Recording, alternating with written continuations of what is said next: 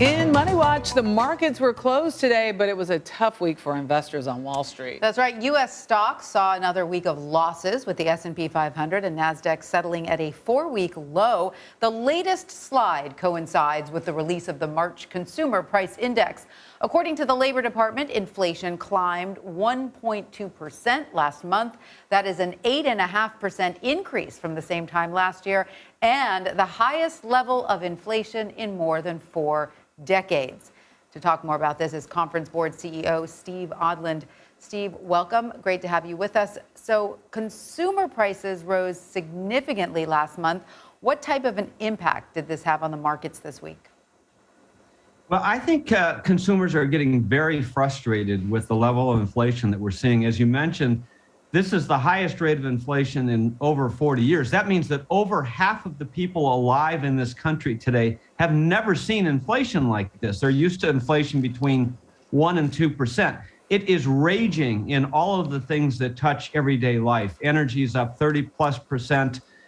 Gas prices have soared. They're up significantly into double digits, depending on where you are. Food is up nearly double digits. So it is really impacting people paycheck to paycheck. Now, the consumer confidence index still is pretty high because we're at, a record level of employment. We're at full employment. So people have their jobs. They're feeling comfortable that the income is coming in, but they're worried about the next 6 months and where this is going from an inflation perspective. Where are we seeing inflation have the greatest effects on Americans in their wallets? Well, if every day people are going to the store, buying food, trips are 2.5 times a week, you're filling up their car in order to go to school, go to work.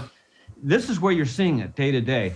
And, we're coming off of a cool season. Oil prices, heating oil prices are very, very high. Natural gas prices are high. So, and then it's every derivative of that. We're worried about food prices long term. This is not transitory, particularly with the war in Ukraine, because they account for so much grain production that we're going to have shortages. And we went into the season with abnormally low stocks because of droughts over the past couple of years. So, we're worried about food long term. We're worried about gas long term. So our inflation level should be nearly 6% for the full year. That's quite a bit higher than normal. And we're not seeing that this will abate for the next couple of years. 3% next year. And as we know, the Fed is targeting 2% long term.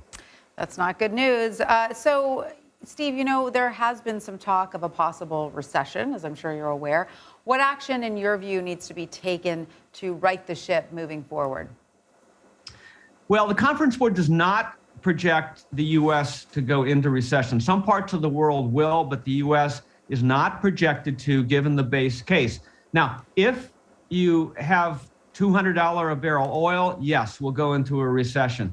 If inflation goes significantly higher than where we are, yes. If the war in Ukraine expands beyond the current area that it's in, yes, you could have a recession. But, even given the shocks that we've had, we don't see that happening. The Fed is on target to take aggressive action. They're talking about 50 basis points, a 0.5 percentage point in their next move. They're going to move at least 2% over the next couple of years, probably more. At the same time, they're tapering their balance sheet. There's about $8 trillion in assets on their balance sheet. They're going to sell off about $100 billion a month. So that will have a tightening effect as well. A key thing here is what will Congress do? Because, part of the inflation effect is all of the government spending that has happened. And if they pass another bill and they spend trillions of dollars more like they want to, that will create inflation as well. So if they control it, that will help. But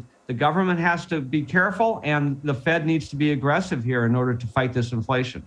All right, Conference Board CEO Steve Odland, thanks so much for your insight. Thank you.